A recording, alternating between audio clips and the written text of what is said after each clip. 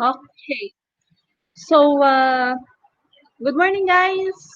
Okay, kung good morning, kung morning man yan sa inyo. Good afternoon din kung kayo ay panghapon na klase. Okay, so this is a recorded discussion for the sake of those students who were not able to join our online class na kung saan wala po or meron po silang mahinang signal. Okay, so we are already on our week 4. Nasa week 4 na po tayo ng ating topic. So take note that we have here our objectives, okay, on about or regarding on our discussion. So yung objective po natin is as stated there that at the end of this lesson, you as a student should be able to identify the following. Okay, so ano yung mga pwede nating mapag-aralan dito or ano yung mga topic natin dito sa week 4? Okay, so number 1 is we have here to identify different police activities, which means dito natin malalaman kung ano yung mga different police activities. So ano yung mga ginagawa ng mga law enforcers or ng mga kapulisan natin. Okay? So number 2, explain the relationship between law enforcers and the community. So dito you have to explain or dapat malaman ninyo kung paano i-explain yung relasyon or yung relationship ng community at saka yung law enforcers. Okay? And aside from that, dapat alam niyo kung ano yung sinasabi nating warrant of arrest. Okay? So, at this juncture, guys, we are already on our first pillar. So, yung topic natin ngayon is the law enforcement or ito yung sinasabi natin na first pillar ng Philippine criminal justice system. Katulad ng sinabi natin noon na sa Philippine criminal justice system or yung sistema natin, okay, dito sa Pilipinas when it comes to criminal justice is that meron po tayong 5 pillar. Okay, so first is we have here the law enforcement, followed by prosecution, followed by the court. Okay, next we have here the correction and the community. Okay, so we have here the first pillar, and that is the law enforcement. Okay, so ayan. But before that, okay, I have included there in your module yung warm-up exercise. Okay, so under the warm-up exercise, makikita ninyo doon yung tatlong column or the 3 columns. Okay, so as included in your activity, we have here the 3 column. The first column is you have to write, okay, kung ano yung alam ninyo, okay, regarding sa law enforcement. Ano yung alam ninyo? Bago natin natapos itong week 4 or bago natin natapos or bago ninyo mabasa itong law enforcement pillar, ano yung alam ninyo? Okay. Ano yung alam ninyo regarding sa law enforcement? Nung hindi nyo pa nababasa yung module. Okay? So that is on the first column. On the second column, we have here, write what you want to know about law enforcement. Ibig sabihin, ano yung gusto ninyong matutunan pagdating sa law enforcement. Okay? And on the third column, write what you have learned about the law enforcement. Ano yung natutunan ninyo? Pagkatapos nitong discussion natin sa law enforcement, ano yung natutunan ninyo? Okay? So what I learned dito sa topic natin. So yun po, yung mga pwede ninyong ilagay, okay, doon sa tatlong column na yan. Okay, so yan. Okay, so yan, we have here our topic regarding on the law enforcement as the first pillar in the criminal justice system. As I have said, law enforcement is the first pillar in the criminal justice system. Okay, so below, we have to discuss the different police activities, okay? And i-check ninyo if similar ba yung sagot ninyo dun sa activity na nasabi natin kanina. Okay? So ano yung mga iba't ibang activities ng mga law enforcers? Okay, we have here number 1. Yan yung sinasabi natin na prevention of crimes. Ano ito ang sinasabi nating prevention of crimes? Okay? When we say prevention of crimes or crime, this is intended to prevent the root causes of crime. So, i-prevent niya kung ano yung pinaka dahilan or kung saan nanggaling yung crime na yun. Okay? So, as we have discussed earlier on the different breeding grounds of criminalities na meron yung sinasabi natin ignorance of the law, di ba? Meron yung sinasabi nating poverty, kung dahilan or isang causes ng crime, poverty, yung kahirapan, okay, what else? Yung mga insanity, and so on and so forth. So, yun yung mga dahilan kung bakit merong mga crime na nangyayari sa mga paligid natin. Okay? So, yan, prevent crime. So, how will the law enforcers prevent crimes? Okay? So, yan. Aside from that, repression or suppression of crime. So kapag sinabi nating repression or in other words, suppression of crime, ito, hindi, they will going to reduce or paliitin nila yung crime rate sa isang community. Okay? So this is done to reduce the opportunity of committing a crime like the act of conducting patrol.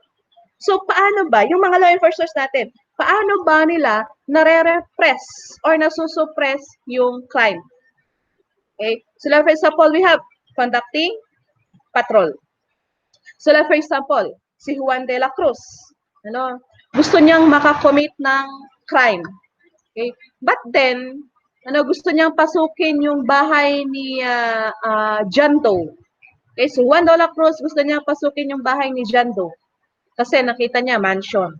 But then, nung time na gusto niyang, or yung time na isagawa sana niya, yung pag-commit ng crime, nakita niya na merong police officer na nagpapatrol. So natakot siya, hindi na niya naituloy yung plano niyang pagnakaw or pagpasok dun sa bahay ni John Doe. So anong nangyari doon? Instead na gumawa siya ng crime, hindi na natuloy because of may nagkakandak na police patrol. Okay? So, hindi na natuloy yun. So, yun yung isang paraan ng mga law enforcement or law enforcer para mabawasan yung pag-commit ng crime. Okay? Take note guys that prevention of crimes and repression of crime is different. Okay? Pag sinabi nating prevention, pipigilan niya kung ano yung dahilan kung bakit may nakocommit ng crime. Pag sinabi nating repression from the word reduce, so babawasan niya yung crime rate ng sa isang community. Okay? So, yeah, repression or suppression of crime. And number 3, we have letter C, apprehension of offenders. So, isa din na trabaho ng mga police officers natin is apprehending offenders. Or ito din yung tinatawag nating arresting offenders. So, kung commit ka ng crime, nakita ka ng mga law enforcers, okay?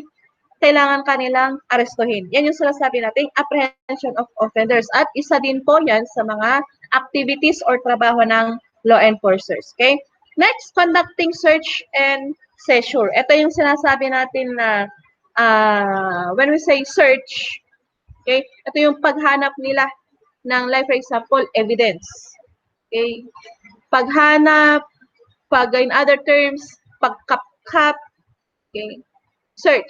Na for example, ang search is, another example ng search is that pagpapasok kayo sa SM, di ba, yung mga security guard doon, hahawakan nila or kakapkapan nila kayo, yung baywang ninyo, kung meron kayong nadala ng mga contrabands or for example, mga barel. So, yan yung sinasabi nating search. At kapag sinabi nating seizures, Okay? Yan yung kapag may nakita silang contraband, sila na yung they will going to confiscate yung mga contrabands na yon. Okay?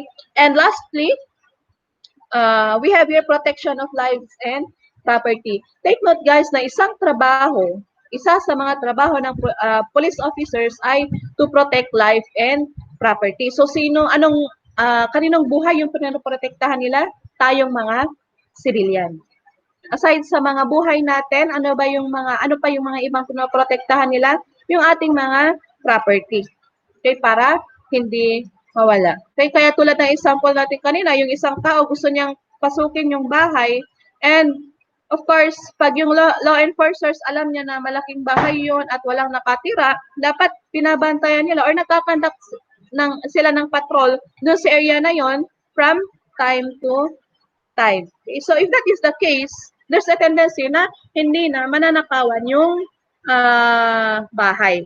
Okay, so those are some of the different police activities. Okay, but then, para madali nating i-memorize or ma-memorize yung different police activities, wag ninyong kalimutan yung acronym na PRASIP. Okay, so yan yung acronym na PRASIP, which that's under the PRASIP, we have here letter P, that stands for prevention, preventing crime. Okay, R stands for repression, to reduce crime rate. Okay, next we have here letter A stands for apprehension. Sinong ina-apprehend? Of course, those person or a person who committed a crime. Okay. Next, we have your letter S. It stands for search. Okay. So, search nila yung personal belongings, like for example, and we have here letter I stands for investigation and letter P stands for protection. So, ano yung protektahan nila? Tulad ng sabi natin, yung life and properties ng civilian. So, yan po, yung isang paraan para madali nating ma-memorize yung different activities ng mga law enforcers. So, do not forget the word PRASIP. Okay? So, yan. How about the relationship between law enforcement and community? Yung relasyon ng law enforcement at saka yung community. Kapag sinabi natin community, isa sa mga tinutukoy ng community is tayo na nakatira dun sa isang community. Okay? So take note guys that in reorganizing the Philippine National Police, isa sa mga criteria na kinonsidered or kino-considered ng NAPOLCOM ay yung mga sumusunod. So we have here increased police visibility. Kapag sinabi nating police visibility, ito yung tayong mga civilian, nakikita natin yung mga law enforcers, no? Doon sa, like for example, sa daan, sa highway, sa kalsada, like for example, doon, nakikita natin sila doon or nakikita natin silang nagpapatrol, yan yung sinasabi natin na police visibility. Okay? So, increased police visibility through the dispersal of personnel from the headquarters. Okay, malamang saan nanggagaling yung mga law enforcers? Okay, saan nadi-disperse yung mga law enforcers? Of course, from the headquarters. So, pupunta sila sa field. Ano yung gagawin nila? So, pwede sila magkandak ng traffic, magkandak ng patrol, so on and so forth. Okay? And aside from that, by the appointment and assignment of the non-uniform personnel to a purely administrative, technical, clerical, or menial position in nature and other positions which are not actually and directly related to the police operation. So aside sa uniform personnel, pag sinabi nating uniform personnel, sila yung mga law enforcers na kung saan sila yung nagkakandak ng police patrol or sila yung na i-disperse ng headquarters para magkaroon tayo ng tinatawag nating police visibility. While yung non-uniform personnel, non-uniform personnel, sila yung mga nasa loob ng office, okay, na gumagawa ng mga paperworks. So nagkakaroon sila ng administrative, technical, clerical, or menial position. So sila naman yung mga nasa admin, like for example, na sila yung gumagawa ng mga paperworks para sa mga uniform personnel. Ang tawag sa kanila ay non-uniform personnel. Okay, so they are not actually and directly related sa mga police operation. Take note, sa mga non-uniform personnel, hindi po sila pwedeng may isama sa operation. Kung meron like for example, raid, or meron po silang pwedeng i-arrest, hindi po pwedeng sumama na yung mga non-uniform personnel kasi sa loob lang sila ng office. So, sino yung pwedeng magtandak ng mga raid or arrest?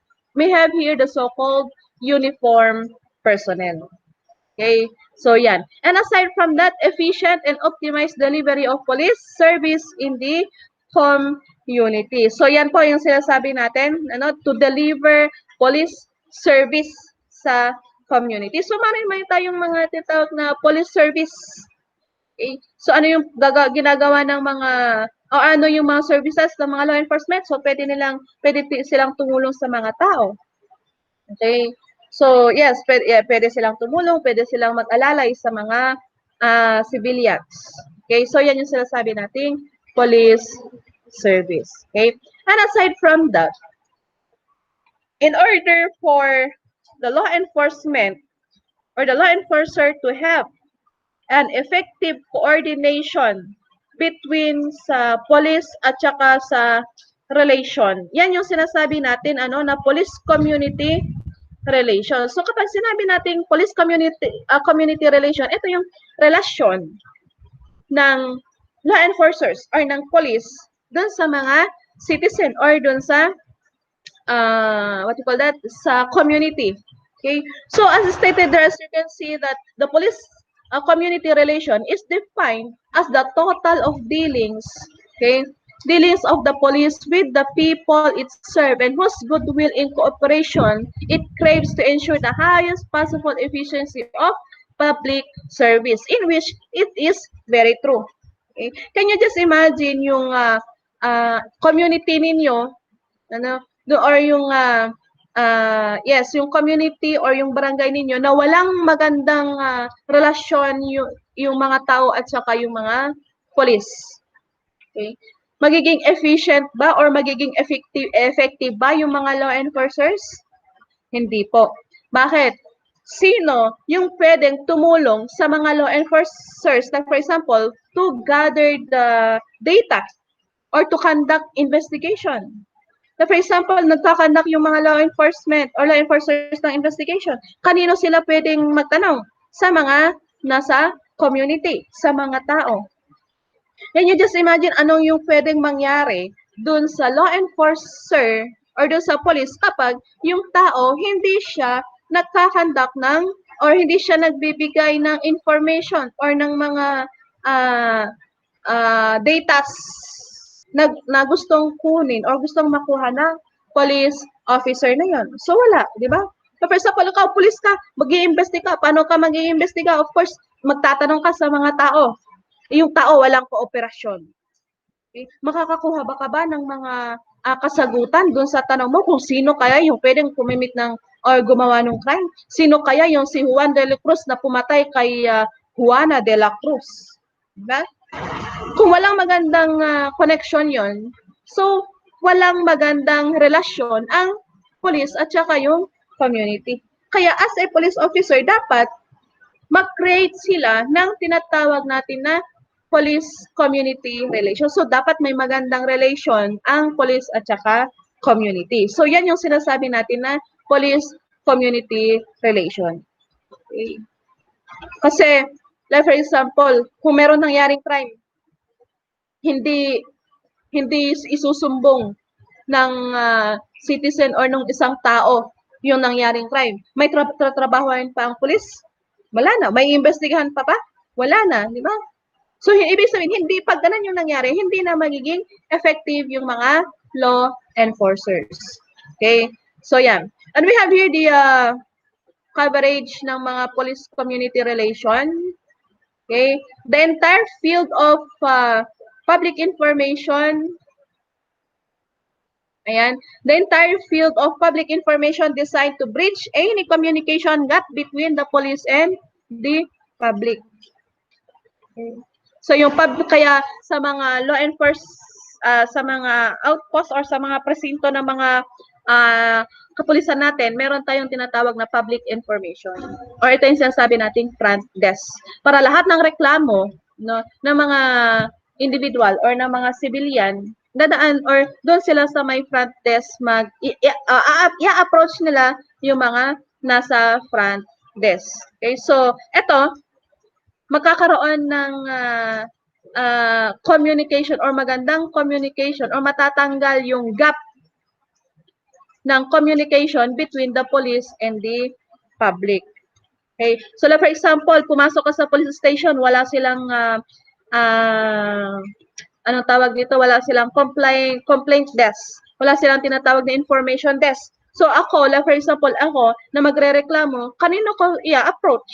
Diba? Saan ako, anong opisina ako pupunta para magsumbong ng isang crime na nangyari? Diba?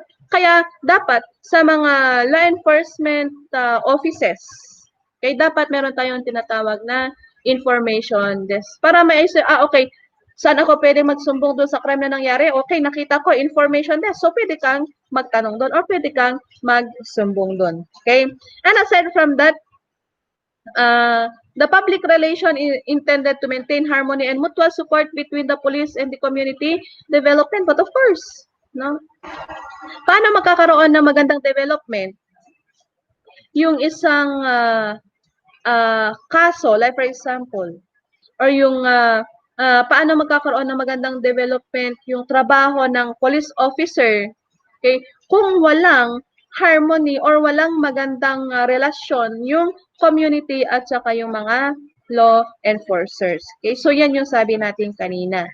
Okay, so yan, dapat i-maintain nila yung magandang friendship or dapat yung community at saka yung police, dapat sinusuportahan nila yung both side.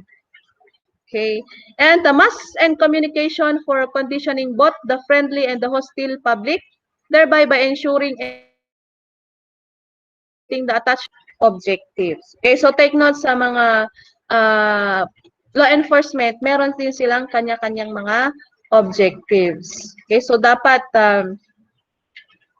yung communication nila, tulad daw sabi natin kanina, yung mga communication nila dapat naka-condition yan. So meron tayong tinatawag na friendly communication. Kaya kung mapapansin nyo, dun sa amin guys, na dun sa amin, maraming mga bukid, may mga taniman ng mga gulay-gulay. So kapag dun sa bukid, pag yung pag-aani ng palay, yung mga law enforcers, yung mga kapulisan, kusa silang tumutulong. So hindi sila naniningil dun sa may-ari ng bukid na yun. So kusa silang tumutulong. Okay? Not only for the part of the police, but pati sa mga army. So yung mga army noon doon sa amin is pag may nagtatanim ng palay, pwede silang tumulong, nagtatanim din sila ng palay. Ganyan sila din sa kapulisan. So if that is the case, matatanggal yung gap na parang sabihin na ng tao, okay, itong mga police, pwede silang mapagkatiwalaan. Kasi sila mismo yung nag-a-approach sa community. Okay? So, yan yung sinasabi natin, na police-community relation. Okay? And aside from that, ano naman yung mga powers and functions ng mga ng nasa PNP? Yan. Letter A, tulad ng sabi natin, enforce law. Okay? They have to enforce law. Okay, hindi lang yung mga batas, pati yung mga ordinance natin sa mga iba't ibang municipality at sa mga barangay natin. Okay, and of course, to protect life and property. So, nabanggit na po natin yan kanina. Maintain peace and order and take all necessary steps to ensure public safety. But of course, maintain peace and order. Okay, kaya kung minsan kapag merong mga problema, yung isang tao, unang-una, kung hindi yan naayos sa barangay, okay, pwedeng sa police pa lang, sa police station pa lang, pwede nilang ayusin. Okay, pwedeng mag-ayos yung both parties. Okay. So ayan, aside from that, maintain peace and order. Of course, tulad ng sabi natin, kapag may nakikita tayong mga pulis sa kapaligiran natin, okay, so anong nangyari? Yung mga tao na gustong makakommit ng crime, so hindi na nila itinutuloy yung gusto nilang gawin. Bakit? May nakikita na silang mga law enforcers or yung mga naka-uniform na police officers. Kung may nakikita sila, at hindi na nila gagawin yung mga gusto nila gawin sa pag-commit ng crime. Okay, so ano nangyayari? Nagkakaroon ng mine-maintain na ng mga law enforcer yung peace and order sa isang community. So nagkakaroon na ng tinatawag natin na public safety. Okay. So next, letter C, investigate and prevent crimes. So tulad na sabi natin, if may nangyaring crime, they have to investigate. Okay, and aside from that, dapat ma-prevent din yung crime. So like for example, dito sa isang barangay, isang community, yung crime na nangyari, maraming pagnanakaw na nangyayari. So paano ba ma-prevent yun? Para hindi lumaki yung crime rate ng pagnanakaw. So anong mangyayari? Dapat sila mag-conduct ng police patrol. Or ito yung sinasabi natin na police visibility. So if that is the case, okay, they can prevent crimes. Okay, so arrest of criminal offenders. So let us sabi natin, okay, their responsibility or another function is to arrest criminal offenders. Okay, so arrest nila yan. Ano yung gagawin nila? They have to bring that offender of justice. Offender in justice dapat. Okay, so ano yung gagawin nila yan? Magpa-file sila ng complaint sa prosecution. Okay, so, ayan, isa-isahin natin yan, yung prosecution, yung court later on. Okay? Aside from that, exercise the general power to make an arrest. Okay? Tulad ng sabi natin, meron silang kapangyarihan na umaresto, mag-search, and seizure in accordance with the continents and pertinent of law. So, dapat magkakandak sila ng arrest, dapat yun ay naaayon doon sa Philippine Constitution. Because take note guys, tulad ng napag-aralan ninyo, no? Doon sa Philippine Constitution, take note that the Philippine Constitution is considered as the highest law of the land. Sa lahat ng batas na ginagawa nila dito sa bansa natin, okay, sa lahat ng mga laws na ginagawa nila dito sa bansa natin, yun po ay nakabase po yun doon sa Philippine Constitution. So like for example, ikaw gagawa ka ng batas, okay, dapat yun ay nakabase doon or dapat yung batas na gagawin mo, wala siyang nalalabag doon sa Philippine Constitution. Okay, so yeah. And aside from that, detain and arrest a person for a period not beyond what is prescribed by law. So like for example, if you arrested a person, okay, dapat agad-agad dinala mo yan sa jail. Okay, dapat dinitain mo yan sa police station agad-agad. Hindi pwedeng inaresto mo yung tao, dinala mo muna sa bahay nyo. So, for example, okay, arestuhin kita, pero for the meantime, pupunta muna tayo sa bahay para kakain ako. Pagkatapos kong kumain, saka na tayo pupunta sa police station. Hindi po pwede yan. Okay? Mamaya, pag-aaralan natin, yung tinatawag natin na period, that prescribed by law, kapag ikaw ay nag-aresto ng isang offender. Okay, and aside from that, okay, you have, as an arresting officer, you have to inform to the offender yung kanyang karapatan na nasa Constitution. Ano yung mga yon? We have here the right to remain silent, the right to counsel, karapatan mo para magkaroon ng sariling abogado. Okay, so mamaya, pag-aaralan natin yung mga yan. Okay, so yan. Issues license. Ano yung mga license na yan? Lisensya, kung gusto mong makahawak ng baril, okay, pwede kang kumuha ng lisensya sa PNP. Okay, not only yung mga baril but also the explosive. Okay, aside from that, sa PNP din, they are also responsible in supervising and controlling the training and operation of a security agencies. So kung gusto mong magpatayo ng security agency mo, of course, sino magsusupervise sa'yo? Yung mga nasa police, yung nasa law enforcement. Okay? For example, meron tayong tinatawag na PNP SOSHA. Okay? And meron pa yung isa. So mapapag-aralan nyo po yan dun sa, ano tawag nito? Security subject ninyo. So lahat, okay, nung nagbibigay dyan or nung what you call that, yung nagsusupervise dyan sa mga security agencies is we have the law enforcers. Okay? And aside from that, perform such other duties and exercise all other functions as may be provided by law. So kung ano yung nakasaad ng batas na kailangan nilang i-perform or kailangan nilang gawin, yun yung mga ibang mga what you call that, functions or powers nila. Okay? So, yan po yung mga powers and functions ng PNP. Okay? So, minsan sa atin, kapag sinabi nating law enforcement, yung pumapasok lang sa utak natin is yung mga kapulisan, yung mga police officers. Okay, tama ba ako? Okay. Yung pag naririnig natin, okay, law enforcement, yung pumapasok agad-agad sa utak natin is yung mga police officers. Di ba? Mali po tayo doon. Okay. Take note, guys, that like in other nations of the world, the Philippines, our country also has various law enforcement agencies. So marami po tayong law enforcement agencies. Okay.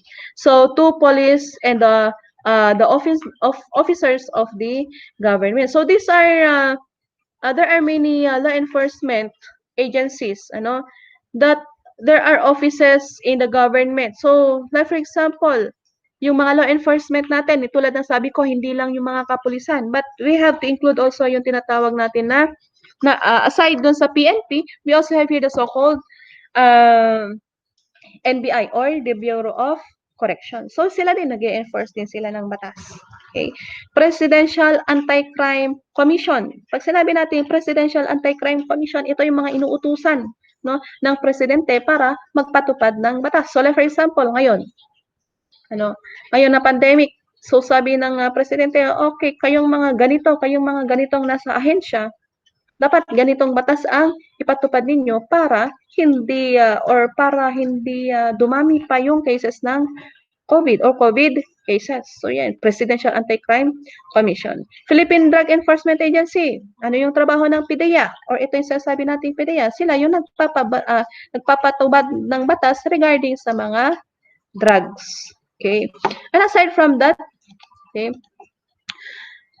we have here also yung mga special laws sa mga special laws natin. Pag sinabi natin mga special laws, okay, yung mga batas natin na wala sa yung mga batas natin na wala sa revised penal code. Revised penal code. Okay, so yun yung sinasabi natin na special laws. Now, for example, tulad ng sabi ko, ng special laws we have here, yung mga batas na nagpapatupad ng illegal logging, yung mga batas na nagpapatupad ng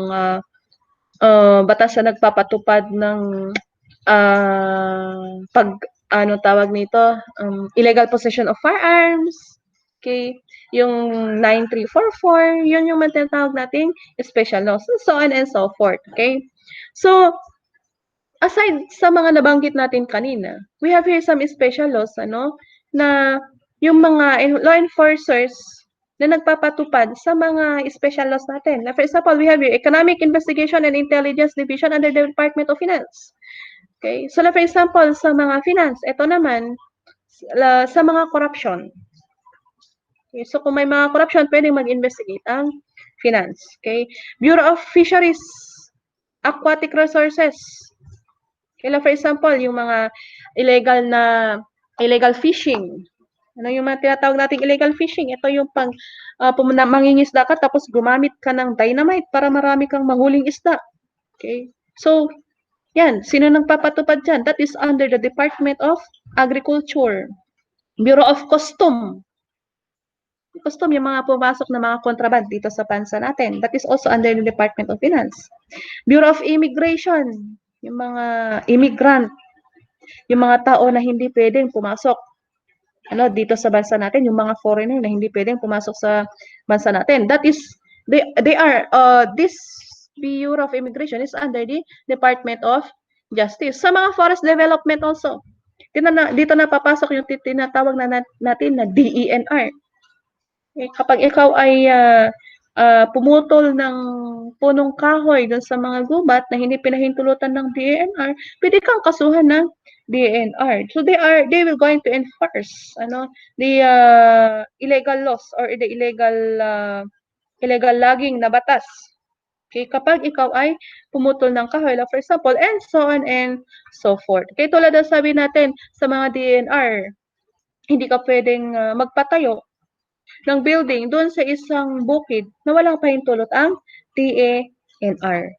Okay, kaya nga tinatawag natin na Department of Environment. So environment po yung binabantayan nila. Okay, so we have here yung LTO, hindi na po kayo bago dyan. The Land Transportation Office, ano yung ginagawa ng mga LTO, di ba? Pinapatupad nila that the LTO is under the Department of Land Transportation and Communication.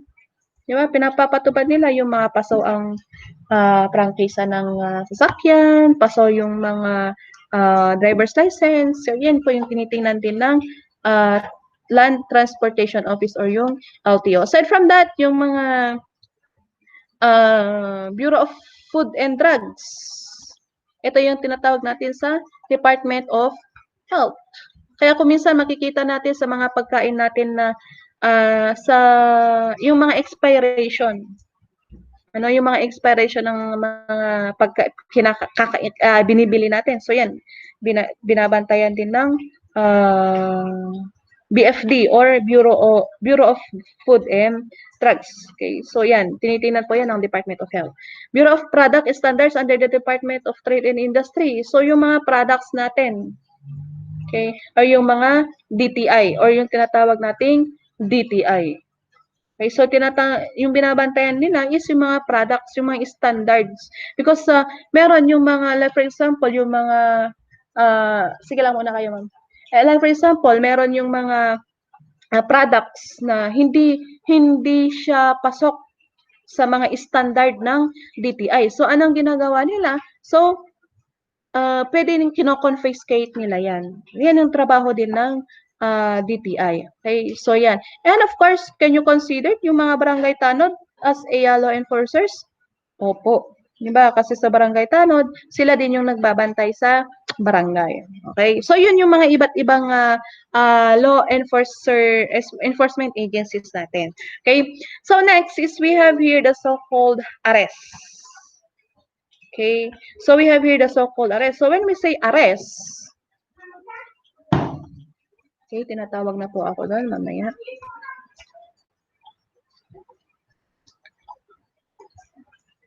So, when we say arrest, this pertains, or ito yung sinasabi natin na taking of person into the custody so that he may bound to answer for the commission of crime. So, ibig sabihin, kapag yung isang tao nakakommit ng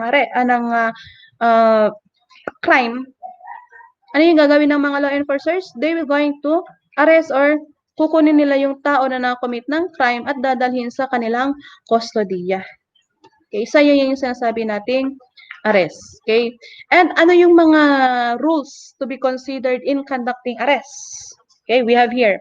Pag ikaw ay aaresto ng isang tao, take note ha, aarestuhin mo yung isang offender. No violence or unnecessary force shall be used in making an arrest. Huwag kang gumawa ng dahas. Okay? Unnecessary force. Huwag kang gumawa ng dahas or huwag kang maging violente sa pag-arrest ng isang tao. So, for example, aarestuhin mo na nga yung tao, bubugbugin mo pa, okay, that is what they call violence. Okay? That is against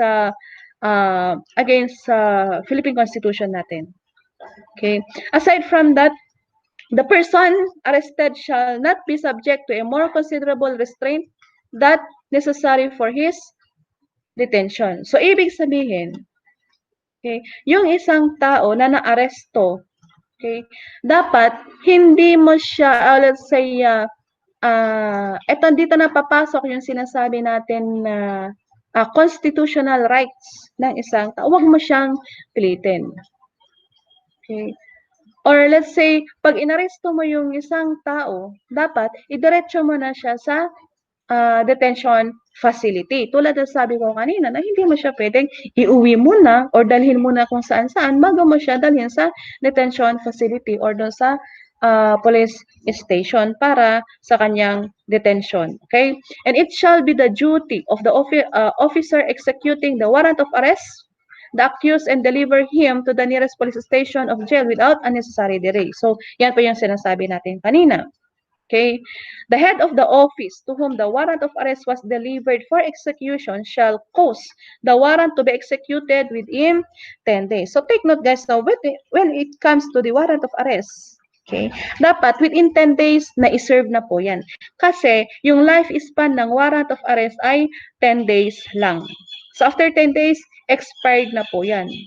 Ang tanong, ma'am, paano kung 10 days hindi pa nahuhuli yung taong gumawa ng crime? So, ano yung gagawin ng, ano yung pwedeng gawin ng police officer na kung saan sa kanya nakapangalan yung warrant of arrest? So, within 10 days after the expiration of the period, anong gagawin niya? Yung the officer to whom it was assigned for execution shall make a report to the judge who issued the warrant of arrest. Okay, so sino nagbibigay ng warrant of arrest? It is the judge. Kapag hindi niya po yun na-serve within 10 days, okay, gagawa po siya ng report at ibabalik niya yung warrant of arrest na yun na naibigay ng judge. So anong nakalagay doon sa report na gagawin ng arresting officer? Ilalagay niya doon yung dahilan kung bakit within 10 days hindi pa niya na-serve yung warrant of arrest. Okay, so yan, he shall state the reason therefore. Okay, so yan, so nakalagay po yan dun sa may rules of court natin. Okay, so kailan ba pwedeng gawin or i-execute yung warrant of arrest? So pwede, the arrest may be made at any time of the day or night. So anytime, okay, pwedeng sa gabi, pwedeng sa umaga. Okay, so yan. We have here another question. I am wondering if the police are to arrest someone, is there a need for a warrant? Kailangan ba ng warrant kapag mag-a-arrest ka? Yes po. Warrant, yung warrant of arrest is kailangan po yan kapag ikaw ay mag-aaresto ng isang tao. But then, tulad ng sabi ko, that is case-to-case basis kasi meron din tayong tinatawag na warrantless arrest. Okay, so ito yung warrantless arrest is ito yung tinatawag natin na pag-aresto mo sa isang offender or dun sa isang tao na walang warrant or wala kang dalang warrant of arrest. Okay? So then definitely take note guys that the warrant of arrest is an order in writing issued in the name of the people of the Philippines. So ibig sabihin nandun po yung pangalan ng taong aarestuhin. Okay? Sino magsa-sign? Tulad ng sabi ko kanina or sino mag-i-issue? Tulad ng sabi ko kanina, it is the judge. Kanino niya ibibigay? Sa isang police officer. So anong nakalagay doon? Na yung police officer doon ay aarestuhin niya yung taong nakakommit ng crime. So take note, nandun yung pangalan ng tao na yun, kung sino yung gumawa ng crime. Okay? So yan. And aside from that, the requisite of valid warrant of arrest. Ano yung mga requisite? Or kailan natin masasabi na yung warrant of arrest ay valid? Okay? So yan yung sinasabi natin, the warrant of arrest, it shall be issued upon the probable cause. Ano yung probable cause? Ito, yung katibayan ay yung isang tao nga ay gumawa ng, yung isang tao nga ang gumawa ng crime. Okay, the probable cause is determined personally by the judge. So kailangan yung katibayan na yon na yung tao ang gumawa ng crime ay na-determine yan ng judge. I-examine mo na yan ng judge. Upon examination, under oath or affirmation of the complaint and the witness he may produce. So, for example, okay, sabi ng judge, okay, anong patunay na yung tao na to is siya yung gumawa ng crime bago ako magbigay ng warrant of arrest. So, maybe sabihin meron tayong tinatawag na complaint or meron tayong tinatawag na witness. So, pwedeng magsalita yung witness or pwedeng magsalita yung complainant. Okay? So, yan. Take note, tulad ng sabi ko, no, the lifespan of warrant of arrest is 10 days lang po. Ayan. So, 10 days lang po ang expiration ng warrant of arrest. Okay? So, as a rule, every arrest must be done by vesture of warrant of arrest. So, ano yung exemption ng warrant of arrest? kailan natin masasabi na yung isang gagawin is ma-consider natin na warrantless arrest. Kung talaga sabi ko kanina, meron tayong tinatawag na warrantless arrest, di ba? So, kailan natin arestuhin yung isang tao na walang warrant of arrest. So, like for example, we have here yung exemption to this rule, ano? Sa rule ng warrant of arrest, exemption. When in the presence of arresting of a person, okay, ikaw yung arresting officer, okay, at in your presence, yung the person to be arrested has been committed. So, na-commit niya ng crime. Nakita mo as a police officer, na-commit niya yung crime. Hindi mo pa ba siya arestuhin? Of course, you're going to arrest that person. Okay, nakitang-kita mo na na-arrest niya yung crime or ginawa niya yung crime. So, hindi mo pwedeng sabihin na, okay, ikaw, nakakommit ka ng crime, antayin mo ako dito, kukuha mo na ako ng warrant of arrest. Eh di, pag kumuha ka ng warrant of arrest, Saturday ng gabi or Friday ng gabi, nangyari yung crime, kukuha ka pa ng warrant of arrest, eh Saturday, Sunday, wala pa si judge, mag-aantay ka pa ba ng Friday or Monday para bago ka kumuha ng warrant of arrest? Hindi na. So, kapag nakita mo na yung isang tao nakakommit na ng crime, agad-agad pwede mo siyang arestuhin kahit walang warrant of arrest. Okay? Yan, the arrested has been committed and is committing. So, kasalukuyan niyang kinocommit yung crime. Diba? So, for example, si Juan de la Cruz, no? Pinapatay niya si John Doe o Jane, o pinapatay niya si Maria, for example, committing. Sabihin mo, Ups, huwag ka muna tumakbo, kukuha muna ako ng warrant of arrest. Pwede ba yun? Hindi po. Okay. So, committing a crime, habang ginagawa niya yung crime, nakita mo, so pwede mo siyang arestuhin kahit walang warrant of arrest.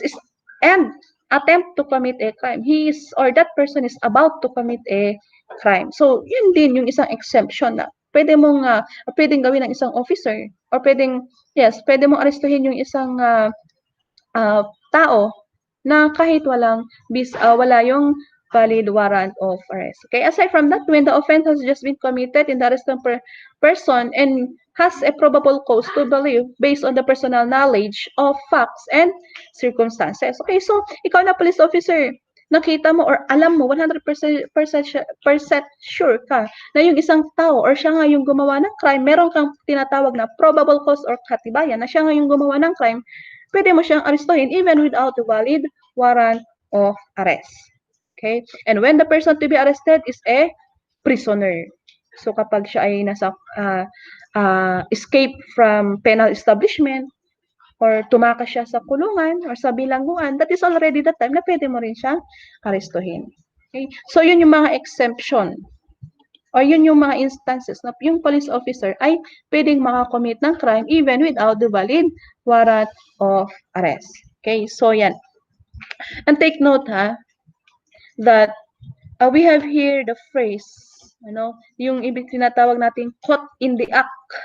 Pag sinabi natin caught in the act, it is also known as the in flagrante delicto. Ano ito tinatawag natin caught in the act of committing a crime? So nakita mo na ginagawa na niya yung crime, yan yung sinasabi natin in flagrante delicto. Okay? So, ayan po. Okay? So ang tanong natin dito is pwede bang mag-arrest yung mga hindi member ng PNP? Pwede bang mag-arrest yung civilian? Yes po. No. Okay. So take note, yan yung sinasabi natin na citizens arrest. Okay, but take note, they can conduct the so-called citizens arrest under the specified cases only. Okay? So hindi po sila pwede mabigyan ng warrant of arrest. Okay? Kasi tulad ng sabi natin, yung warrant of arrest ay exclusive po yan sa mga police officers. Okay? Bakit mag-aaresto sila hindi pala sila pwede mabigyan ng warrant of arrest? Meron tayong tinatawag na warrantless arrest or ito yung tinatawag na citizen's arrest. Ikaw na citizen, individual, nakita mo na pinapatay niya yung kasama niya. Hindi mo ba siya aarestuhin? Papababayaan mo lang siya? So, pwede mo siyang arestuhin. Okay, so yan yung sinasabi nating citizen's arrest. Okay? Paano naman kung yung tao na yon is lawfully arrested, escape? So tumakas, arestuhin mo, tumakas. So if a person arrested escape, any person may immediately pursue or retake. Take note ha, any person. Hindi niya sinabi dyan na police officer lang or arresting officer. Any person. So this includes yung mga civilians. So any person may immediately pursue or retake him without a warrant at any time in any place in the Philippines. So like for example, ako, tumakas ako sa bilangguan or gumawa ako ng crime, no? Tapos gumawa ako ng crime dito sa Nueva Ecija. Umuwi ako sa Nueva Vizcaya. Okay. So nakita ako ng isang tao na sabi niya, oh, ito yung pumatay doon. So pwede pa niya akong huliin? Yes po, huhuliin niya ako. So saan po niya ako dadalhin? Ibabalik ba niya ako dito sa Nueva Ecija? Hindi po. Anong gagawin niya? Dadalhin po niya ako doon sa pinakamalapit na police station. So, yan. Kung yung police station, kasi hindi jurisdiction ng Nueva Vizcaya ang Nueva Ecija kung saan po nakakommit ng crime, ite-turn over niya ako dun sa Nueva Ecija. Yan yung sinasabi nating hot pursuit or fresh pursuit. Okay? So, yan. So, kung ikaw ay arrested person, meron ka bang, or yung offender, meron ka bang rights? Meron ka bang karapatan? Meron po. Ano ba yung mga karapatan ng arrested person? We have here, right to remain silent. So, ikaw ay kung nahuli ka, na-aresto ka, kaya nga, pag yung mga police officer, if they're going to arrest a person, they will going to recite first the constitutional rights of that offender. So, ano yung mga constitutional right? Ito yung sinasabi natin na right to remain silent. So, sabihin ng mga police officer, ikaw ay may karapatang manahimik dahil lahat ng sasabihin mo ay pwedeng gamitin yan laban sa'yo pagdating sa korte. Kaya, kung ikaw ay naaresto, tatanungin ka ng mga tao, or like for example, media, or tatanungin ka ng police officer, meron kang karapatang manahimik. So, sabihin mo, okay, I invoke my right to remain silent. Okay? So, pwede ka lang magsalita kung meron yung abogado mo. Okay? So, next is right against torture, force, intimidation, and the like. So, hindi ka pwedeng mabugbog, hindi ka pwedeng ma-force, okay? Or mapilitan, or pilitin, or hindi ka pwedeng takutin. Karapatan mo yan. That is under the Philippine Constitution. Okay? And of course, tulad na sabi ko kanina, right to be visited and conferred private with his lawyer in the jail or any place in the custody at any hour of the day or night. So, pwede, anytime, pwede kang bisitahin or pwede kang magkaroon ng private lawyer. So, yan yung mga karapatan ng mga arrested person. Okay, so that's it for our week 4. That is the end of week 4. Okay, so if there are some questions, okay, you can approach me through Messenger. Or if not, during our next discussion, you can also comment on the chat box. Or if not, you can message me privately. Okay, so that's all for today. Thank you for listening and see you again next meeting.